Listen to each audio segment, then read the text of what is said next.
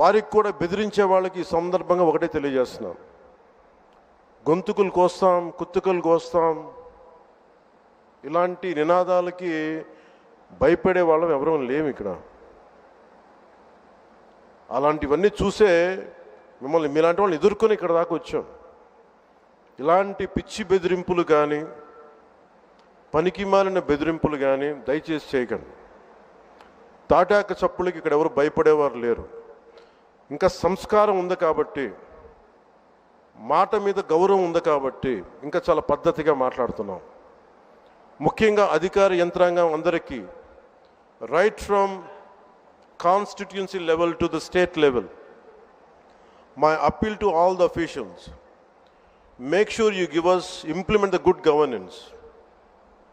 ముఖ్యంగా law and ఆర్డర్కి సంబంధించి మటుకు కరప్షన్ లేని విధానాలతోటి ముందుకెళ్లాలని మనస్ఫూర్తిగా అధికార యంత్రాంగం అందరికీ, right from constituency level to the state level, my appeal to all the officials, make sure you give us implement the good governance.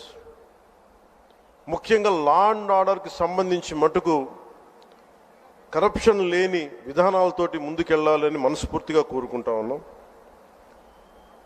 అలాగే ఏ విధమైన ఇబ్బందులు కలిగించినా, చాలామందికి ఒక ఆలోచన ఉండొచ్చు, మళ్ళీ ఆ ప్రభుత్వం వస్తే ఏమవుతుంది, ఆ ప్రభుత్వం రావట్లేదు. ఇది ఎందుకు చెప్తున్నానంటే, ఇది I want to give you confidence, I want to empower you. ఎందుకంటే మేమందరం ఇంక సహించడానికి సిద్ధంగా లేము ఇక్కడ.